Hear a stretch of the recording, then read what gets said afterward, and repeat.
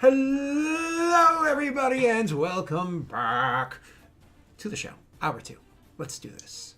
Jake, you're about to acrobatics across the floor.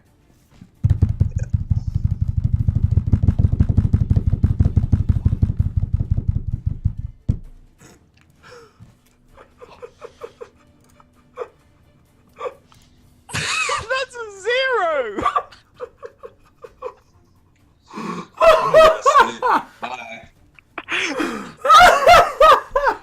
Oh my god, I've not really seen that before. What? Does he just like, nah, fuck that? Yeah, nah. Oh my god. I just like, at some point in time, you just start pitying. You just start being like, I'm sorry, bro. Like, Yeah. oh god. The worst thing about that was just like the sad resignation on Jake's face. Like, yeah, of course. It's been every role, every single role. This is so sad. Oh god. Oh yeah, he's the Rick of this campaign. We should get him in a campaign with Rick. That would balance each other. Oh, a campaign with just Rick, Jake and Tesh. Oh, and Tesh, yeah. Rick, Jake, Tesh, and Arvine in a campaign. That'd be great. That'll go horribly. We'll die in a TPK first hour. All right. Oh god. So you try walking across. You're like, I've got this. And the problem isn't that your character isn't coordinated. That's not the issue. The problem is you are a little bit too dire in your mind. You're literally watching the goop sealing up around you. You've been able to avoid it into this point. And so when you go launching yourself off of the actual solid stone and onto the ice, you pushed yourself too hard. If you had stepped carefully, you probably could have been able to balance it well. But you literally threw yourself onto that first step, trying to use like momentum. Like you might if this was all a solid sheet of ice. But it's not. It's chunks. So you threw yourself forward, and your first foot starts to slip, underneath you. You try to get your second foot out to like catch and go with the slide, but instead it catches the lip of a chunk of ice that's ever so slightly higher than the other one. Catches your boot. You hit that. You start like flying forward, like arms, trying to catch your balance as you go forward, and end up just going kersplunk into a bunch of sheets of ice that then just open up. And it's one of those things where for the others that are watching, I don't know why Val's in the middle of the ocean, but it's one of those things where you guys are, as you're watching, he falls, he runs forward quickly, he falls quickly, but then he like ever so slowly, the ice parts and he starts to sink into the goop, which is about 1.5 feet deep itself. Not like it's crazy deep, but it's like 1.5 feet deep. Now he's not stupid. He's not gonna have his face go into this. He's not Harvey Dent, right? So he reaches out with his hands to grab the stone floor below. And just as you put your hand in there, you wear a glove, you have your armor on, but you can still feel it coming in through the seams. You can still feel the burning. You can feel all of it happening. And you literally are able to hold yourself up and keep your head out of the goop as it's there. But after that, the goop starts to reach up like it was beforehand, and it kind of like reaches up and slops around your shoulder, around your hip, around your thigh, and starts to what the, you're literally just trying not to get pulled down into it. Now instead of just one hand inside the acid, the other one on a chunk of ice, you literally have both your hands in the acid. You have to drop literally your feet into the acid too, and you're literally with your might of all 4 limbs in the acid are trying to fight back, getting your whole torso and head pulled into it as well. Let's go into what this does to you, buddy, because I know this is going to be pleasant. So right off the bat, just from the initial falling in, it's not the end of the world. Actually, it's the worst it could be. Oh my god! God, Of course. it's not the end of the world. You take 6 points of acid damage from the initial kind of like falling in and whatnot, and this, your knees falling into it and so on and so forth. But then the thing starts grabbing at you, as I described. It starts to pull you in. Sir, what is your CMD? Oh fuck! It'll be good. It'll be good. He's designed for this. He was built for this, literally. 16. Oh, that's actually pretty good. The odds are 5% in your favor. Fine. Do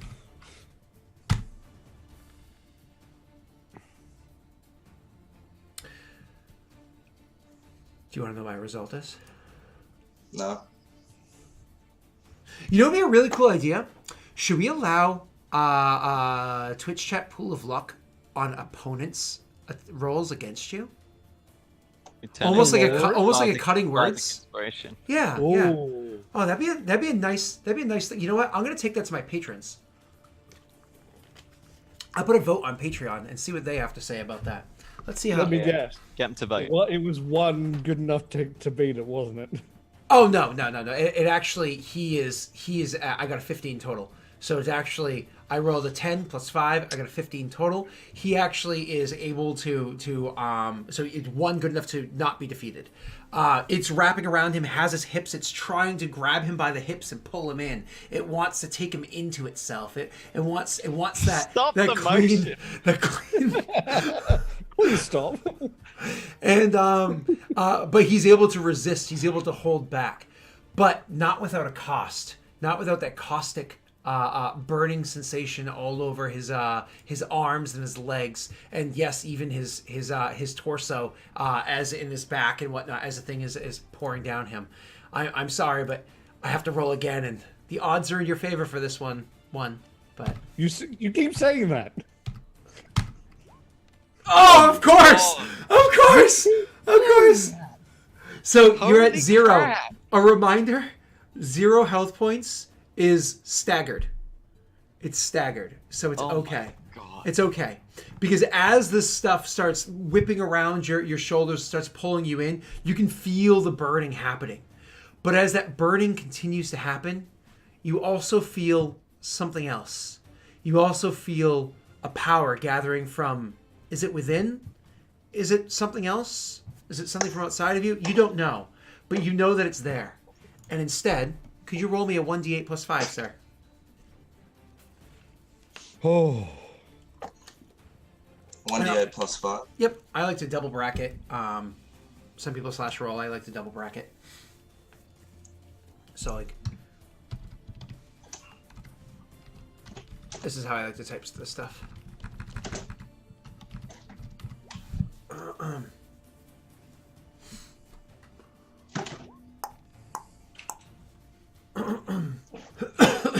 7. You actually have 7 temporary health points as opposed to regular health.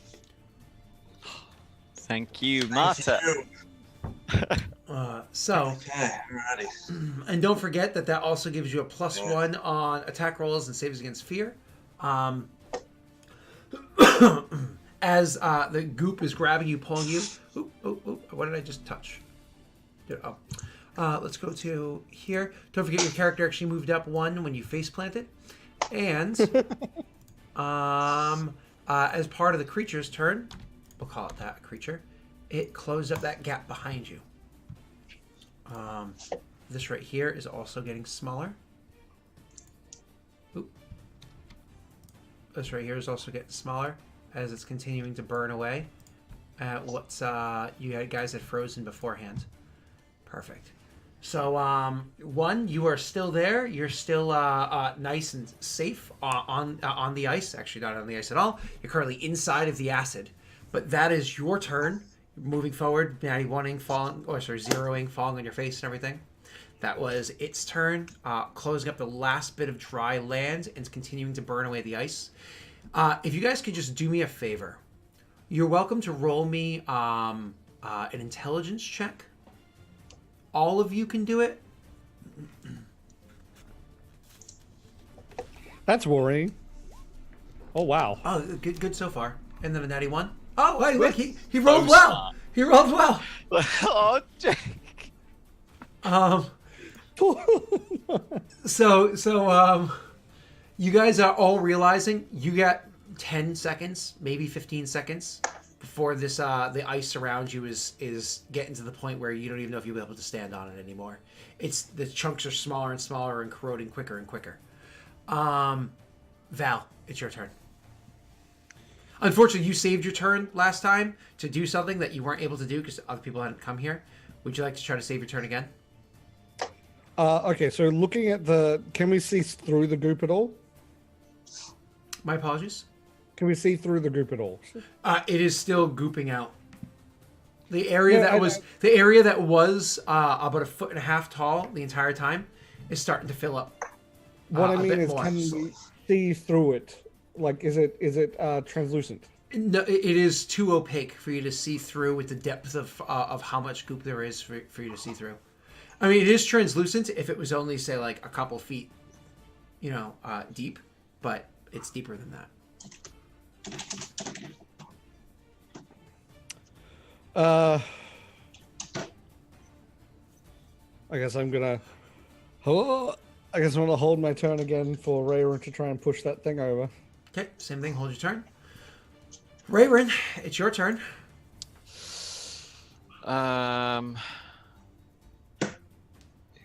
Poor guy tried to get cute last turn, but it just didn't work out. So like, he's higher than this thing, so lifting is more. Val, I'm so sorry. Val, I do need an acrobatics from you. Again, the DC is very low because you're not moving. You're actually staying really still.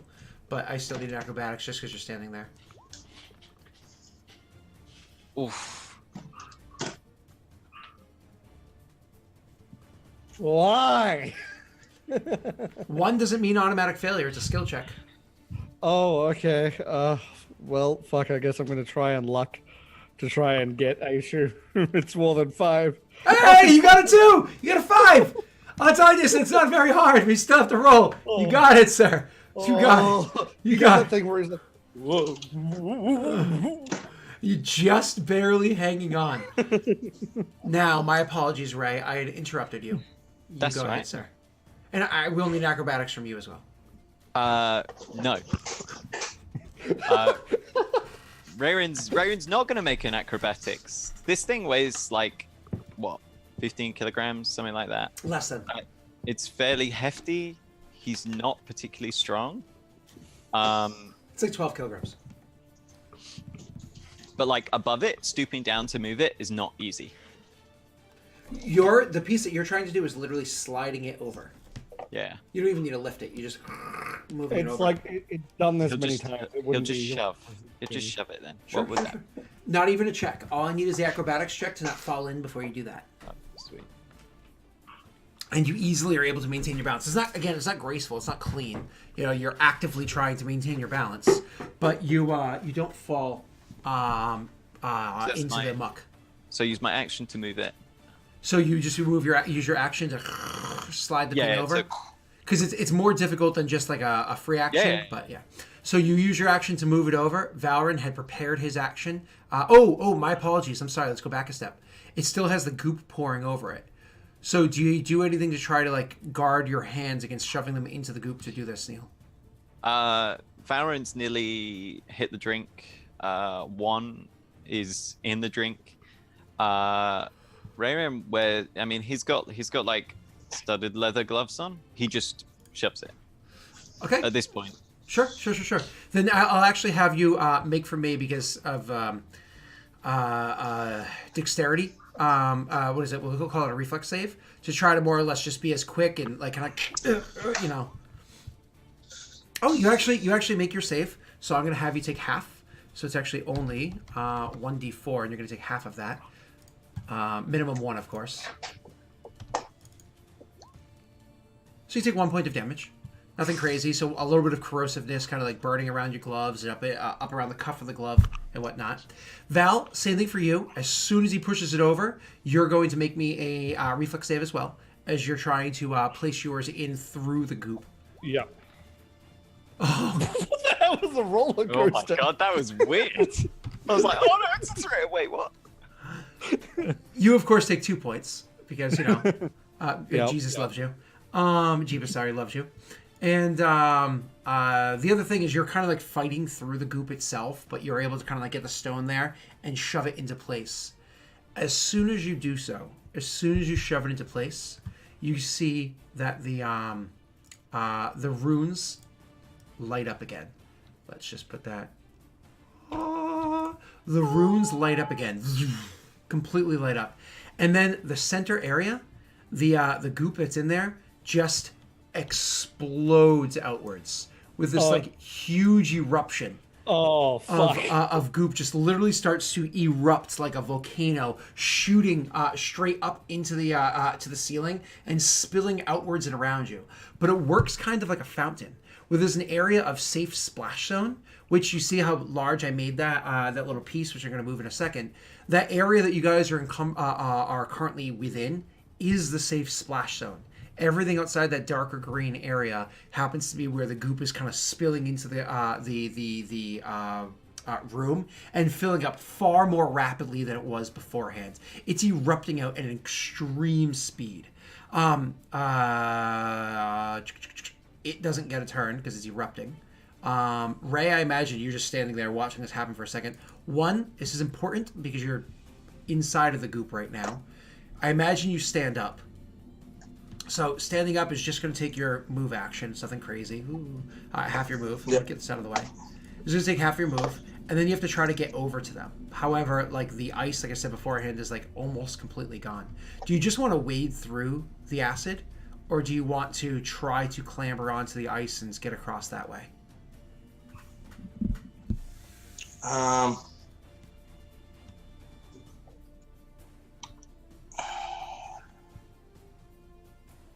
I don't think I'm going to make it on the ice. I'm already in the acid, so I probably would just try and make my way over as quick as I can. Can I? Did you say it took half my movement or something to get up? Sorry. To stand up on and actually remind me because it's Pathfinder. It's been a long time. Standing in Pathfinder, doesn't it take half your move? Pathfinder standing. Standing up from prone. I'm almost positive. Might be in like a full you move action to stand up even. I hope it's not that much. Oh, what do I have for music playing at the moment, by the way? Oh, okay, that's fine. That music's still playing. So stand up from prone. Control find. Stand up. Oh, here we go. Yeah, go away. Let's see. Stand from prone requires a move action and provokes attack of opportunity. Never mind. It's actually more aggressive than I thought. So yeah, I thought it wasn't. Like but that's okay because you can stand up as your move action. You still have your stand, but you can use the move. So yeah, that's what I'll do. I'll just have to go I think 5e is nice. Route. 5e allows you to do it as a half move. Yep. So you're just gonna wade through it. Yep. Okay, so that's 5. It's because it's rough terrain because of how viscous and whatnot it is. 5, 10. You can easily. I should be able to make it to them. Easily make your way through it. I'm actually just going to kind of stop you right here. It's kind of like between their squares because it doesn't really matter. Unfortunately, I do have to be incredibly mean to you because you are wading through the muck and not getting out of it. But at least you know that the save is there. Oh, at least I only did 2. Thank God it wasn't a full 6 like the last 2 times. So you wade your way through the acid and get up to the edge. Valrin, is there anything particular you're doing? You're just kind of like waiting for the moment. Going into the circle now? Can we go into it? You can see that there's still goop erupting out of it. Why don't you do me a favor? Because it's something that you were asking about beforehand. Roll me a perception check. Oh, okay. Yeah. I can't believe how little damage you guys took in this whole encounter. How little damage. Cheers. That's a really good roll. So you're actually able to look through, like kind of like you don't want the erupting slime to hit your face, but you're kind of like leaning in and trying to see through. You can actually see where it was endless slime. There's go darker and darker and darker. You're actually able to see that the slime is getting thinner and thinner and thinner. Any moment now, it's going to finish. It's going to finish pouring out the area. And I'm gonna wait for that to happen. Then I'll jump in as soon as it's done. Okay, so I imagine you communicate that with the rest of the party, and everybody kind of prepares to do that. And so that's exactly what's going to happen. Is all of a sudden you can just see the thing as literally the area around you is filling up more and more and more with acid. Your character is on the rim of this little well, because again, this wasn't like waist height or even chest height or anything like that. This is only a little high off the ground, maybe 2 feet off of the ground. This kind of like area was that all the acid was kind of pooled into. You guys are kind of like finding yourselves up on the actual actual rim as the whole area is filling up deeper and deeper and deeper, starting with the edge, making its way inward. So in the outer edge is maybe 4 feet deep, and it's coming up to literally the rim of this inner area. And you're like, oh no, and it's starting to get so full, it's going to start spilling over onto the rim and kind of like back into the well as it was beforehand if you guys get any wait any longer. You know what I mean? As you're like leaning back and kind of holding on to each other and balancing on the rim so you don't fall in, maybe 1 foot on that last little chunk of acid just outside of it. But then all of a sudden, it finishes its last, and the last little acid stops hitting the ceiling and spraying outwards to the side, and you can see it's starting to balance out its equilibrium. So like I said, it's a little deeper on the outside, making its way to the thinner inside. You know it's going to whoosh in a couple moments' time to fill that center area. But you guys are able to jump into the actual hole. Now, a point to note is while the area on the outside does actually fill up above the lip of the actual well, the pool that's there, it does actually fill up over it, but the magical runes that protects the within from without, you know what I mean, is actually making it so that it actually kind of goes slightly above where gravity would usually allow it to stop. It almost acts like the outside of a glass sitting inside of a full, sink of water. You know what I mean? Filling up around it. You guys jump into the inside, and you immediately start falling down below, just tumbling through this this tunnel that seems to be a bit of a free fall. It's nerve-wracking because you don't know how far it's going to go, and it is a huge tunnel. You free fall. At first, it seems like forever, but realistically, it's only about 50 feet before finally it slopes gradually, and it starts catching you in a bit of like a slide. And so you guys hit a slope 10, 20, 30 degrees until it's much like you're on like a really long tunnel for like a child's playground. And as you're kind of going down, you can allow either the full momentum to carry you the rest of the way through, or even use your hands and your feet to slow you down a little bit. It's not comfortable to do so, but you do have gloves and boots and the like to alleviate the scraping and whatnot that would happen from it. Eventually, you come pouring out the other side with a bit of momentum behind you. Whoever happens, does anybody try to slow themselves down, or do you just go with it? I'm presuming like either we're about to get like melted from friction, or this is like a really, really smooth sort of marble-esque stone. Okay. Yeah. Like I said, much like you would imagine a children's slide at a playground. Yeah. So I don't think he'd try and slow himself down. He'd like try to control himself, so he's coming down feet first, so that he's able to look at whatever's he's about to hit rather than hit the spikes at the bottom head first.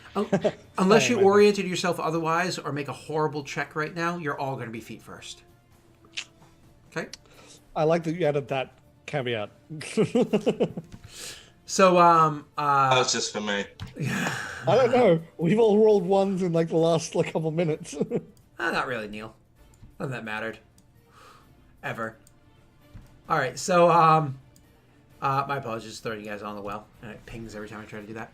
So you guys are making your way down there, sliding your way down the tunnel, and eventually it spits you out at the bottom.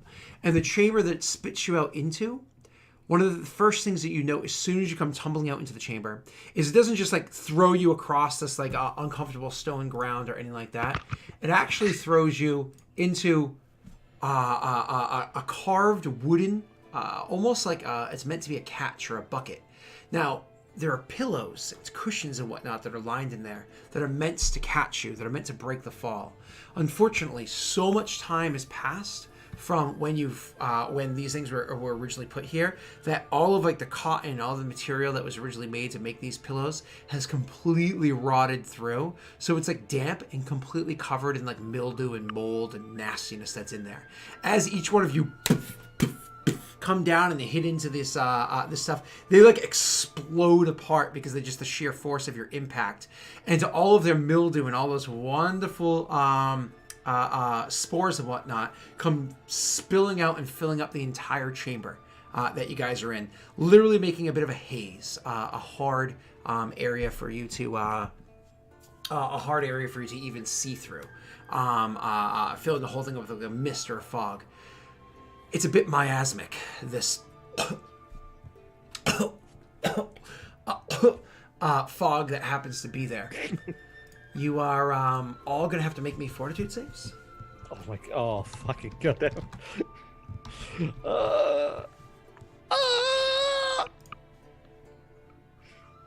and fort saves don't have Oh, Jesus. Oh my god. Oh, how could it happen every time? My man, Jake. What is happening? This hurts. Like, at this point in time, it's just pity. You know what I mean? You're just like, can we stop now? Can this be a thing that just stops? He still got more than me. He did, admittedly. Oh. All right. Well, you guys are able to come in, and again, it fills the entire area. This like miasmic kind of like fog or cloud or whatever that hits the area. All of you guys make your Constitution saves. Let me just see what your results were. It's pretty obvious who it was that had succeeded and failed in this scenario. There's really no, lines of question mark in this one. As you guys take them in, and everybody's coughing and whatnot. Luckily, Rayrin has a bit of his wits about him. He's dealt with the type of warfare that the blasted, what are they called, Perrin, have used before. He knows that using biological warfare is not above them, beneath them. And so he immediately kind of like, grabs his clothing, starts covering his face and whatnot, and coughs into that. Whereas the two of you breathe a bit deeper. The spores that are in the air. One of the other things I want to point out is that the spores at first, as soon as they start to move around, they just seem like a cloud. And then you notice there's a bit of movements to them. A bit of an intentional movement to them. Actually, I should have made you make a perception check. Make me a perception check, please, just so I can say who does it. Who notices.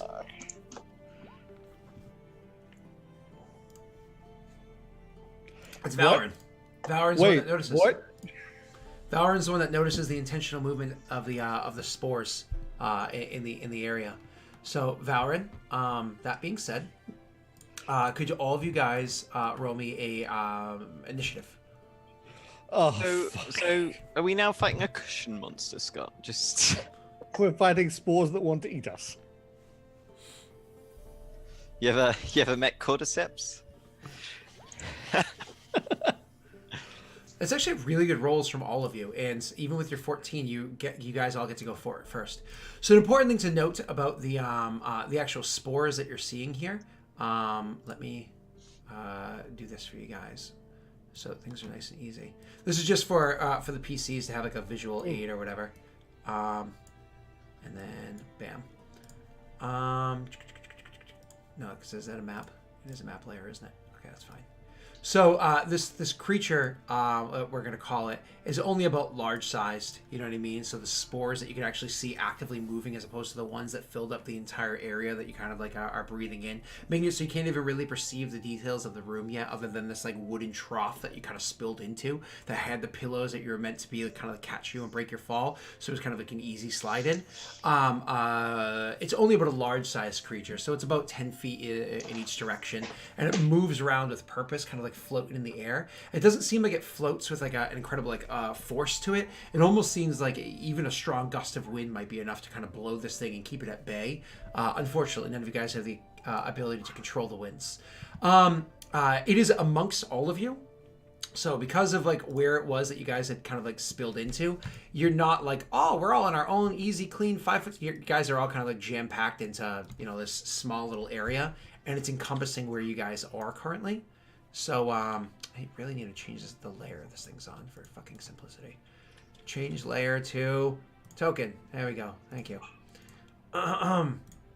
Encompassing kind of like where you guys are. Rayron, you get to go first. And again, if you had to try to describe this miasmic cloud, it probably reminds you most of those buzzing things that you had to deal with beforehand. Those little twigs, almost like it's a swarm. Oh, God. Yeah, it's a swarm. Great.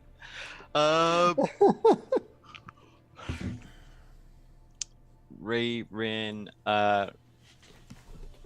reaches down to his waist, unsheaths the kukri. It glints with a blue light for a second, and then +1+1. Yeah. Okay. Cool. And then he's gonna spell combat, spell strike. So, full round action. So I can attack and then use an offhand spell attack. So I'm going to attack first, and then my offhand spell attack will be spell strike, which is 2 attacks with chill touch. Correct. I believe it is, yeah, because you can use that as your primary and your secondary. Kind of no, actually, come to think of it. Because the way that, just to be clear, the way that actual in Pathfinder has very specific rules about how many held spells you can have, and it's 1 per each hand. So you catch Chill Touch, you kind of choose, do I want to cast it on my left hand or my right one? You know what I mean? So you got to make that decision. Okay. So I can't cast it twice. Well, you can cast it once. You just can't touch twice with it in one turn until you have more than one attack in a round. I get you. Yeah, Okay. yeah. Because one attack is with your primary, one's with your off. So actually, what I want to do. Yeah. Okay, I get you. Yeah, but what's really cool is because Chill Touch doesn't have a duration, it's instantaneous. You could theoretically say cast Chill Touch when you wake up in the morning and just have it held all day, and then cast it again in the combat and have one in each hand. Mm-hmm. Okay, right. So first off, I make an attack with the kukri. Now, are you swift actioning with Kukri or? Yes. Okay. Cool. Yes. So kukri attack. So this is just the basic attack first, then chill touch attack next. Okay, cool. Oh, I start rolling past that one. Like, is it going to? No. Let's see. Let me just change the music again. So with your chance to hit of a 12, you hit. Nice. That will be that much damage. 4 points of damage. So same as always with a swarm. When you're trying to hit a swarm comprised of fine or diminutive or fine things that are with a slashing weapon, it doesn't really seem to have much of an effect to it at all. No, I'm using a smaller damage weapon and it probably has a DR3. Nevertheless, I will attack again, which will be the normal weapon damage plus chill touch. Mm-hmm. Oh! So this will also crit the chill touch damage. Yes, it will. So let me roll my crit damage. And mind you, this is to be clear, everybody, he did not roll a natty 20. He rolled a natural 18 because a Kukri crits on 18, 19, 20. That's why he purchased this weapon last session. He rolled a natural 18, 23, okay. And then what rolled a natural 19 for the... Oh my god. Okay. So 8 points of damage, plus you double the damage of the other thing, so it's going to be 2d6. Yep. So let me roll that. Neil, you are becoming... What's his name? From Pathfinder Kingmaker. Who? I can't remember his name. Somebody else tell me his name. The orc guy. That's 2d6. evil and wants to get in my pants. That's all right.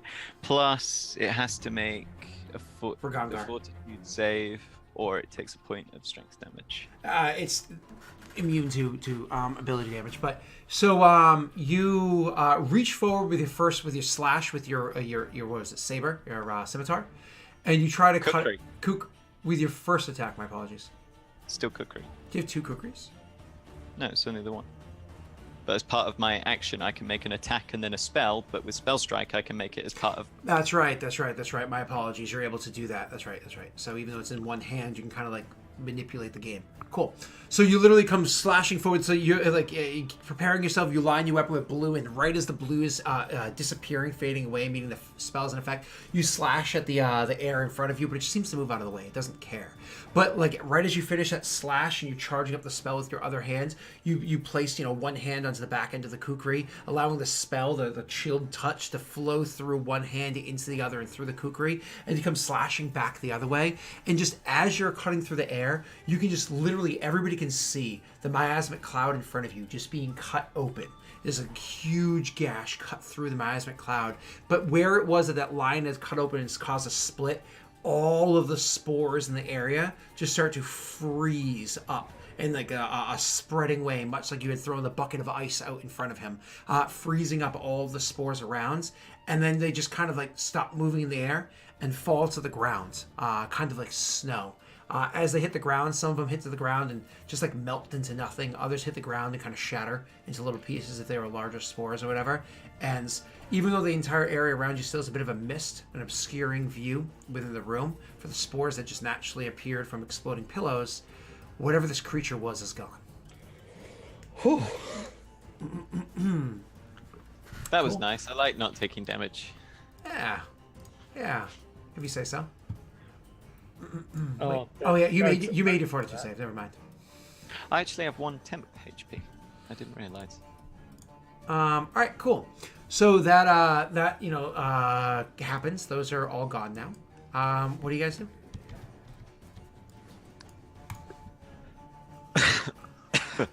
Really, I'm surprised they put pillows at the bottom of... I mean, they're clearly capable of much more than that. That does seem a little strange. How long does the temp HP last? Give me 1 second to answer that question. One starts looking around the room and then just goes, I'm actually going to minus that temp HP and put 1 onto my current, because I presume you lose temp first. Correct. And 1 minute per level. So the cast level of the spell oh, yes. I had the same thing. is- I had 1 temp HP, so I'll... is 5, so 5 minutes. Okay, cool. Okay, so am I out then? No, it's only been probably about a minute and a half. You've got like a few minutes until you just are back down to staggered. Alright. So what is a cure moderate? It's a... Ooh, that's a Oh yeah, I forgot that fades. a 2d8 plus 3. oh, that. That you remember, Jake. But we'd have just been walking along, and one would have just gone. Doo. He would have been 2d8 staggered. plus He would 3. have been staggered. What's that? 2d8 plus 3, yep. I think literally every healing potion you ever got was rolled from Silent Patron, but behind the scenes, I think all of them came from Unfunny One. Oh, Well, that's sexy. Brings That you, is nice. because you were at 0, that brings you exactly to 8 HP, which is nice. That's like Neil's max health. Actually, now we're all at 8 HP. Like, all 3 of us. Perfectly balanced. As all things should be. Back to level 1. Perfect. Yeah, back to... This is how much I started with. Well, that was unfortunate. As you guys are inside the area, kind of like taking in your surroundings, you're really trying... Dancing lights. Yep, dancing lights, Oh. of course, to brighten up the area. Do you still do the 4 orbs, or do you do the one little humanoid formed pixie-like thing? Probably just a light above each of us, and Yeah. then one I can direct around where I need to look at things. Yeah, the orbs, which is kind of like the little representation you guys saw me use on the combat map, those orbs are actually really good because that's literally the widest extent that you can possibly use them, which gives them more light than... Because a torch is 20 and 20, so 40 feet, but because you're using it, it acts as though it's like 50 feet, which is really nice. So it gives like an extra... Yeah, which is cool. But anyways, so the... that I was saying... my apologies, my brain's not working. As you guys are in there, kind of like taking in your surroundings, catching your breath, and so on and so forth, you actually have Valorant immediately will start, seeing how effective your chill touch was, like kind of like destroying and freezing and discorporeating all of the things. Valorant actually be able to use a little bit of simple ice magic to kind of clear away the air of the room, not perfectly. Let's be. It doesn't have hours to do Ray of this. Frost. Yeah, just a couple of rays of frost here and there, just kind of like breaking it up enough that you guys can actually. Spritz air freshener. Yeah, there you go. To like really get the room so it's much more visible. So what we're gonna do is we're gonna take a quick little break as Valorant makes things a little bit easier to see through, and when we come back, we'll kind of take in our surroundings. So we'll be back in just a couple of minutes, and thank you guys so much for your patience. Be right back. Be right back.